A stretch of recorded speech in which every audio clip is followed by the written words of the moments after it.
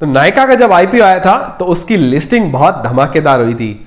नायका का price band था 1125 रुपए का और लिस्टिंग के बाद ये शेयर 2000 के भी ऊपर जाके आया है। और अब इसकी अगर प्राइस देखें तो वो बहुत ज्यादा कम है। तो इतनी ज्यादा प्राइस में गिरावट क्यों आई, इसके मुझे दो मेजर रीजन लगते हैं। एक तो कंपनी की शेयर प्राइस वो बहुत ज्यादा ओवर वैल्यूड थी। नायका का जब शेयर लॉन्च हुआ था तो जो प्राइस बैंड था वो ऑलरेडी ओवर वैल्यूड था। उसके बाद भी कंपनी ने अच्छी लिस्टिंग दी थी और उसके बाद कंपनी का शेयर 2000 से ऊपर जाके आया था। जब इतनी ज्यादा ग्रोथ देखने को मिलती है तब प्रॉफिट बुकिंग जाहिर सी बात है। तो प्रॉफिट बुकिंग होने की वजह से कंपनी के शेयर प्राइस को नुकसान पहुंचा और कंपनी का प्राइस नीचे गिरा है। और दूसरा जो मुझे इसका मेजर रीजन लगता है वो है कंपनी के फाइनेंशियल। कंपनी के फाइनेंशियल बहुत ज्यादा कमजोर है, इसकी वजह से कंपनी के शेयर प्राइस को उसका नुकसान उठाना पड़ रहा है। इसके अलावा कंपनी ने बोनस शेयर इश्यू किया था 5:1 के हिसाब से, यानी कि जिसके पास एक कंपनी का शेयर था उसको 5 शेयर मिले थे। कंपनी ने शेयर की फेस वैल्यू जो है वो सेम रखी, लेकिन शेयर की प्राइस को 5 भागों में डिवाइड कर दिया। यानी कि अगर शेयर का प्राइस 2000 रुपए था तो उसको 400 रुपए के 5 टुकड़ों में डिवाइड कर दिया। तो जिसके पास एक शेयर था उसको 5 शेयर मिल गए, लेकिन शेयर की प्राइस कम हो गई। बोनस शेयर आने के बाद अगर कंपनी के प्राइस को हम समराइज करें तो 400 रुपए उसका ऑल टाइम हाई होता है और उसके बाद भी कंपनी का शेयर 4 गुना नीचे गिरा हुआ है, जो कि बहुत ज्यादा गिरावट है। हेलो एवरीवन, मेरा नाम है जतिन खत्री और आप सबका स्वागत है आपके अपने चैनल में। पिछले वीडियो के अंदर एनालिसिस के टाइम पे मेरे से कुछ पॉइंट मिसिंग हो गए थे और इसके बारे में कमेंट्स भी आए थे।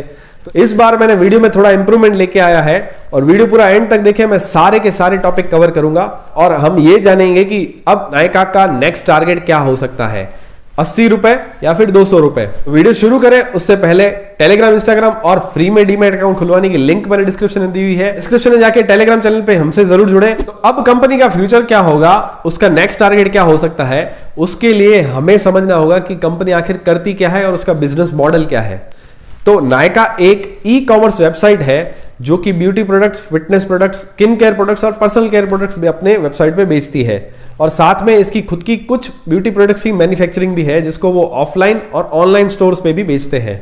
अगर इसको हम इसके कंपटीटर यानी कि अमेजॉन और फ्लिपकार्ट जो कि ई कॉमर्स के बड़े प्लेयर हैं उनसे कंपेयर करें तो नायका को क्या बेनिफिट है। नायका के पास खुद की इन्वेंट्री है। इन्वेंट्री का क्या मतलब हुआ कि उसके पास खुद का स्टोर है जहां पे वो अपना प्रोडक्ट्स को स्टोर करके रखती है। जनरली क्या होता है, अमेजॉन और फ्लिपकार्ट वाले एक सेलर से पूरा सामान परचेस करने के बाद कस्टमर को वो आइटम शिप करते हैं, जिससे कस्टमर के पास डुप्लीकेट प्रोडक्ट आने के चांसेस बढ़ जाते हैं। अगर एग्जांपल आपने सुना होगा कि किसी ने मोबाइल ऑर्डर किया है और उसको साबुन मिल गया, लेकिन नायका के केस में हम देखें तो कंपनी के पास खुद की इन्वेंट्री है यानी कि खुद का स्टोर है, उसकी वजह से कस्टमर के पास हमेशा ओरिजिनल प्रोडक्ट पहुंचेगा। इससे ये नायका को एक बहुत ज्यादा बड़ा प्लस पॉइंट मिल जाता है। इस तरह से नायका बड़े प्लेयर्स के साथ में इस मार्केट में बनी रह सकती है, ये तो बहुत अच्छी बात है कंपनी की। लेकिन अब एक नजर इसके फाइनेंशियल पर भी डाल देते हैं।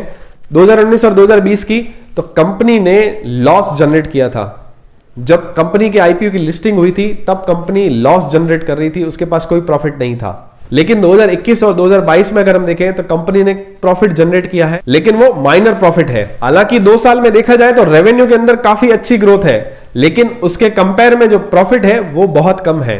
ओवरऑल कंपनी 1% प्रॉफिट के साथ काम कर रही है। एग्जांपल के लिए समझे कि कंपनी 3800 करोड़ का बिजनेस कर रही है तो वहां प्रॉफिट सिर्फ उनको 4 करोड़ रुपए के आसपास ही मिल रहा है, जो कि बहुत ज्यादा कम है। अगर हम इस साल की बात करें, फाइनेंशियल ईयर 2023 की, जून और सितंबर के क्वार्टर में कंपनी के रेवेन्यू में तो ग्रोथ आई है लेकिन प्रॉफिट में और ज्यादा गिरावट आई है, जो कि एक नेगेटिव पॉइंट है कंपनी के लिए। कंपनी के ईपीएस यानी कि अर्निंग पर शेयर के हिसाब से भी कंपनी के अंदर गिरावट आई है। तो इस हिसाब से देखें FY21 के फाइनेंशियल भी बहुत ज्यादा कमजोर है। अब अगर कंपनी के करंट प्राइस के हिसाब से देखें तो कंपनी आज ओवर वैल्यूड है। अगर पी वाइज रेशियो हम चेक करें तो कंपनी का पी जो है वो 840 है और अगर हम इसको इंडस्ट्री के पी से कंपेयर करें तो वो 40 रुपए है, अभी भी 20 गुना ज्यादा, यानी कि कंपनी का शेयर अभी भी ओवर वैल्यूड है। तो हो सकता है कि इसके अंदर और करेक्शन आ सकता है। लेकिन चलो मान ले कि कंपनी का बिजनेस बहुत अच्छा है तो हो सकता है उसका पी रेशियो ज्यादा हो, लेकिन उसके कंपेयर में उसके फाइनेंशियल भी तो अच्छे होने चाहिए, प्रॉफिट मार्जिन भी तो अच्छा होना चाहिए। कंपनी के अंदर रेवेन्यू ग्रोथ हो रहा है लेकिन प्रॉफिट ग्रो नहीं हो रहा, तो ये एक मेजर नेगेटिव पॉइंट है कंपनी के लिए। इस हिसाब से करंट प्राइस देखें तो अभी भी प्राइस के अंदर हमें करेक्शन देखने को मिल सकता है। हालांकि एक पॉजिटिव पॉइंट कंपनी के लिए यह है कि कंपनी में बड़े इंस्टीट्यूशनल इन्वेस्टर की होल्डिंग बढ़ी है इस क्वार्टर में। एफआईआई, डीआईआई और म्यूचुअल फंड ने इस क्वार्टर में अपनी होल्डिंग कंपनी के अंदर थोड़ी इंक्रीज कर दी है, जो कि कंपनी के लिए एक तिनके का सहारा हो सकता है। लेकिन फिर भी कंपनी ओवर वैल्यूड है, इसकी वजह से इसको ज्यादा फायदा नहीं मिल पाएगा। तो अब अगर कंक्लूजन पे बात करें तो कंपनी के पॉजिटिव पॉइंट्स के हिसाब से कंपनी में एफआईआई, डीआईआई और म्यूचुअल फंड्स ने इस क्वार्टर में अपनी होल्डिंग इंक्रीज करी है, जिससे इसको थोड़ा सहारा मिल सकता है। और दूसरा, नायका के पास खुद की इन्वेंट्री है या खुद का स्टोरेज है, इसकी वजह से इसको प्रॉफिट मिल सकता है दूसरे ई कॉमर्स वेबसाइट के कंपेयर में। ये तो होगा इसके पॉजिटिव पॉइंट। वहीं इसके कंपेयर में अगर नेगेटिव पॉइंट देखें तो कंपनी की प्राइस ओवर वैल्यूड है, और पी वाइज कंपेयर करें तो भी कंपनी बहुत ज्यादा ओवर वैल्यूड है। प्राइस के अंदर हमें करेक्शन और देखने को मिल सकता है। और साथ में एक मेजर नेगेटिव पॉइंट ये है कि कंपनी का रेवेन्यू तो ग्रो हो रहा है, लेकिन उस कंपेयर में प्रॉफिट नहीं आ रहा है। तो ये भी एक बहुत बड़ा नेगेटिव पॉइंट है कंपनी के लिए, जो प्राइस को और दबाव में डालेगा। तो इस हिसाब से ओवरऑल देखें तो कंपनी का प्राइस ओवर वैल्यूड है, और कंपनी की प्राइस के अंदर और प्राइस करेक्शन हो सकता है। इस एनालिसिस के हिसाब से अब आप बता सकते हैं कि कंपनी का नेक्स्ट टारगेट प्राइस 80 रुपए होगा या 200 रुपए। तो ये था मेरा पूरा एनालिसिस। अगर कोई भी शेयर लेते हैं तो अपना डिसीजन अपने खुद के हिसाब से लें और अपना पूरा एनालिसिस लगा के लें। तो वीडियो अगर आपको पसंद आया तो वीडियो को लाइक जरूर करें, और साथ में मेरे को नीचे कमेंट करके जरूर बताएं कि आप कौन से शेयर का एनालिसिस देखना चाहेंगे। और साथ में टेलीग्राम, इंस्टाग्राम और फ्री में डीमैट अकाउंट खुलवाने की लिंक डिस्क्रिप्शन में है, तो वहां जाके जरूर हमसे जुड़े। तो मिलते हैं दोस्तों अगले वीडियो में।